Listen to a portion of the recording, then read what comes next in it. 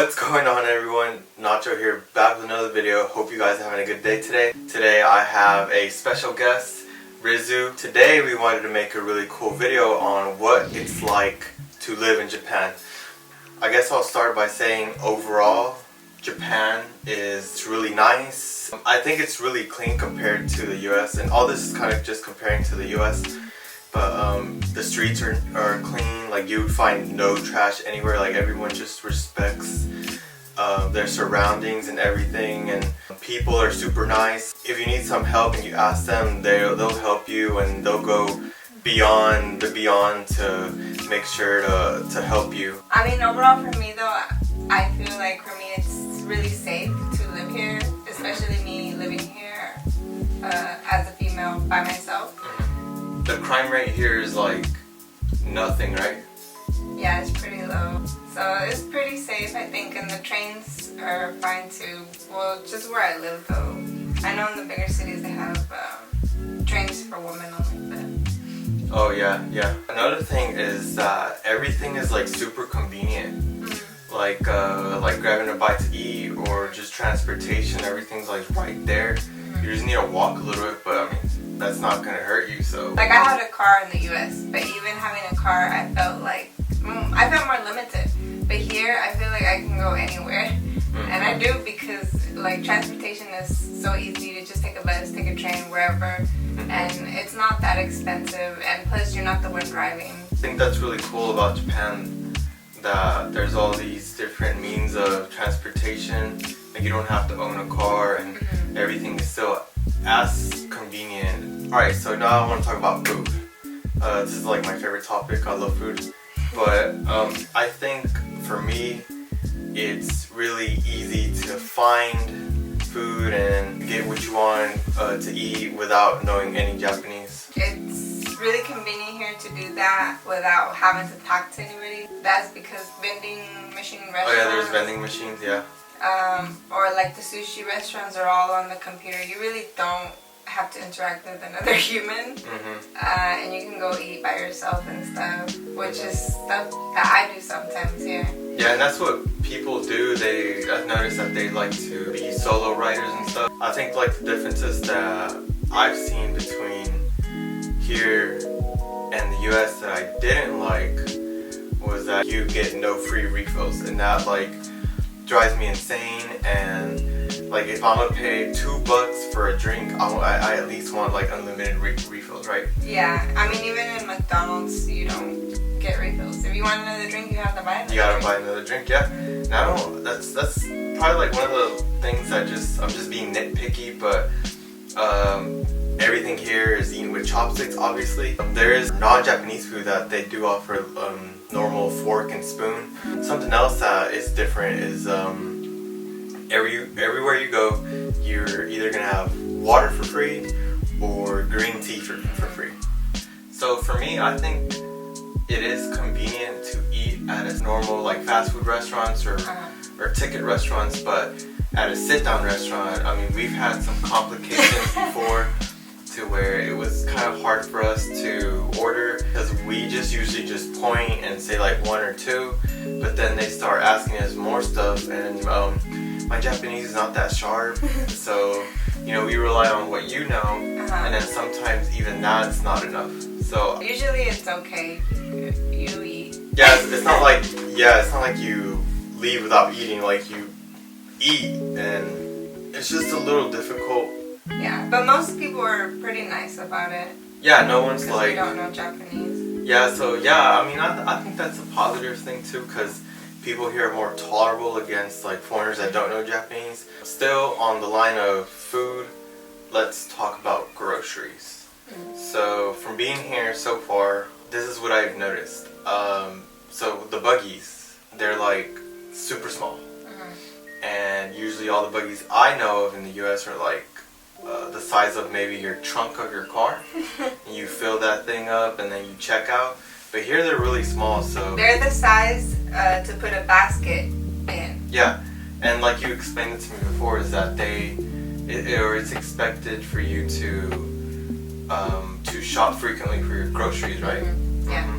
So like here in Japan, there's no gallons. Like back in the US, we have gallons of milk, gallons of juice, gallons of drinks, and here they don't have that. Just small cartons. Small cartons, yeah.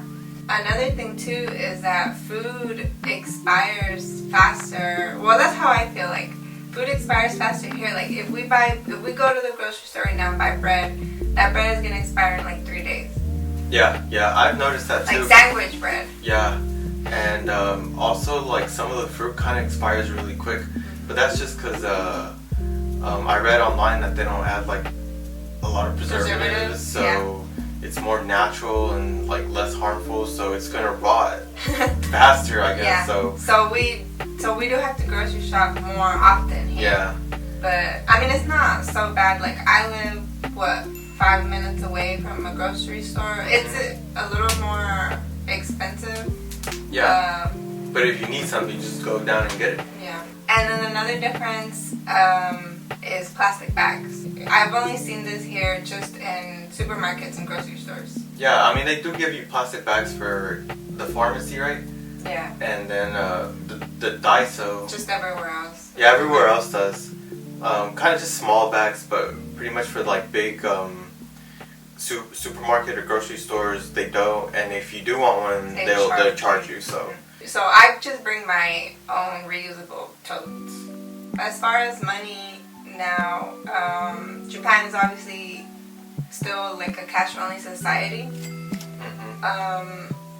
So mostly everyone here pays with cash. Well, you're kind of expected to have your bill ready, or have like however your much, exact change ready. Yeah, you have to have it ready. Like don't stand there while you're up next and go through your bag. So when we buy stuff, I already have cash in hand because the prices they have listed there is actually the exact price. It already has tax included. So you already know your total. I have a Japanese bank account, but I don't have a credit card or a debit card with it. They gave me a cash card. So with the cash card, I just go to the ATMs and pull out cash, and that's all I can do with it. Alright, so this is going to be a question for you. How would you describe your work life here? Well, first of all, a lot of people have asked me, like, how do I work here if I don't know Japanese? So I'm an English teacher, and I work at a junior high school. You don't have to know how to speak Japanese to teach English here. Junior high schools have what they call Japanese teachers of English.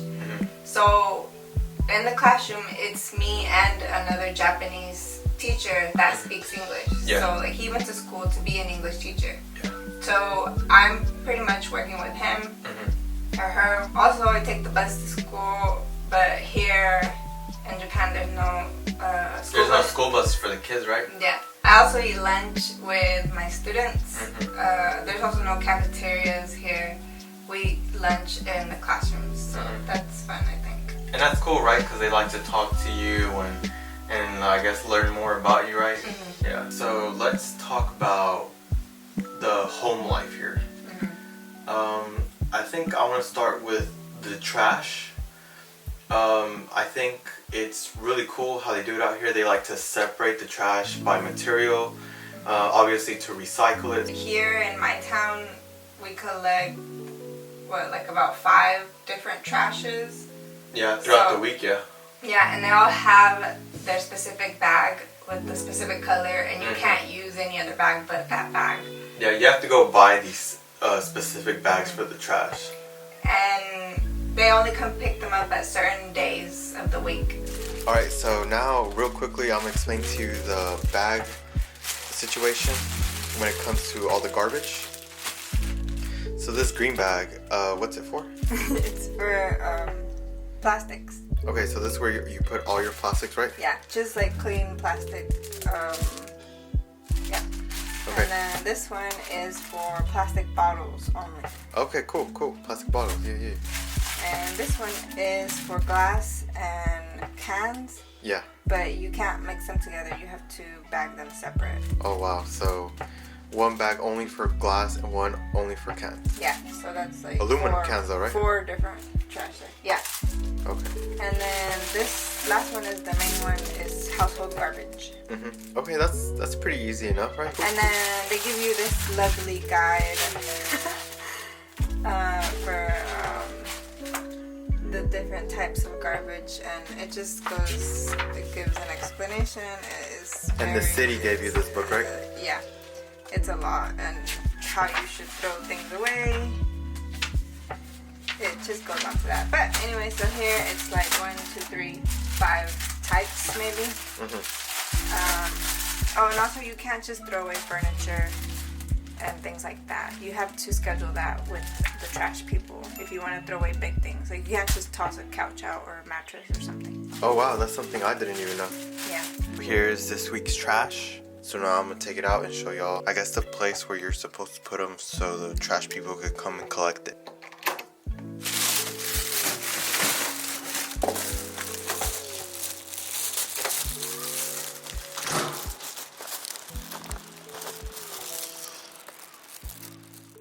So, I mean, I think it just goes to show how much the Japanese people care about recycling and how much effort they put into just to, you know, do their part with the planet and stuff, not just being so wasteful of everything. One other thing about living here though in this apartment is that there's no oven. But there's no ovens, I think, in most Japanese households. Yeah, that sucks for everyone that likes to bake.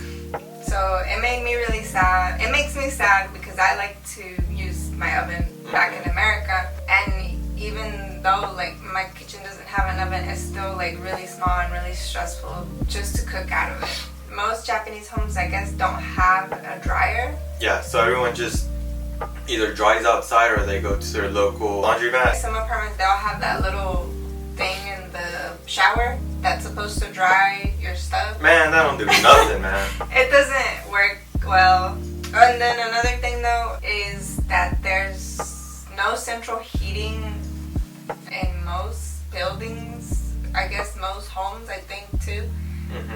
So like I have an air con. It's okay, but like I wish I had central heating. I guess we talked about, you know, a bunch of stuff and interacting with other people from here. What about friends? You don't make any friends. But really, it's kind of hard, and some people have asked me that, like, about making friends here. It's pretty hard if you don't know Japanese. As far as that, you know, when you get here, most of your friends are probably going to be other foreigners, anybody else that can speak pretty good English. So for me, I have a couple friends that are English teachers just like me. For this next part, we're going to talk about healthcare, and we both had a first-hand experience with this. Unfortunately, we got sick in India, and it was, I guess, kind of bad to where we needed to go to the doctor. And well, I'm gonna just say right now that my experience, oh, by the way, this was in Tokyo, right? Yeah, this was in Tokyo. Well, we got sick in India, and then by the time we got here, I guess we kind of decided it's pretty bad, we should go to the doctor. Yeah. So I have health insurance here. You don't. You didn't have travel insurance or anything else, so... Yeah, India turned out to be a little bit more expensive. Yeah, so from India, we made it to Tokyo, and that's when I was like, I'm just gonna look for a doctor here. The experience I had is probably the best doctor visit experience I've ever had in my life. Why? Well, simply because I was in and out. We pretty much saw the doctor as soon as possible. I think the only time we had to wait is when they were actually giving us our medicine. The customer service was great. The doctor was super helpful. I mean, he knew English, obviously. He probably knows the other languages. Yeah, and I looked up English-speaking doctors in Tokyo. Yeah. So I did a little more research, and I read a lot of reviews, and I just picked the one that I felt the most comfortable with, and which seemed kind of like would see us the next day that we were there. I actually did my appointment, but yours, like, they never responded to you. You were like a walk-in. I was pretty much a walk-in. They took me in. Well, they took both of us in at the same time. Yeah. Because we had the same symptoms. Yeah, so So I mean, I thought it was pretty nice. I mean, the only thing they asked me was if I was gonna pay cash because I didn't have insurance. They only took my passport just to see where I'm from and my date of birth, just to have it on file. But I mean, it was a bit expensive. I think it was like 350 yen, so like around. For the visit and for your medicine. Yeah, so it was like around. It was a little bit above $300. But for me, I think the visit was what, $10. Yeah, I think that's all you paid. I think it was like just $10. And then my medicine was $5. So it was pretty cheap for me, but sorry that you have to pay a lot. Yeah, I mean, it's alright. I mean, it is what it is. And the nurses are really nice too. Yeah, they were so kind. Like it was just, like I said, the kindness here is like unbelievable. Overall, living here, I mean, you guys heard the facts. This is straight from us. Like we haven't even. It's not like we've been here for a day or a week. We've been here for a while, especially Rizu here. I think my experience here is like really good so far. I mean, I think I wish I was just not seen as a foreigner, but maybe more of a tourist. And I think that mindset would be like a little bit more accepting. I think I'd be fine with that. But everything else, like everything's been running smooth. I think the food here is great. All the convenient stuff is great. I mean, I wish I had refillable drinks. I mean, I think that's the only thing that bothers me. What do you think? Well, I love living here. Like, I would live here forever if I knew better Japanese. But yeah, I think that like this is a really nice place to live. So yeah, I agree. Yeah, I think I'd live here too, because like I do photography, so they have everything here. They have landscape, they have street photography, they have like you can shoot anything of everything, and this is like this ideal place for any photographer to come to. So I hope you guys enjoyed this video. If you did, make sure to subscribe. If you've experienced anything else or anything different than us, just please let us know in the comments below. Make sure to follow me on Instagram at Nacho Travel, and hope to see you guys in the next one. Peace.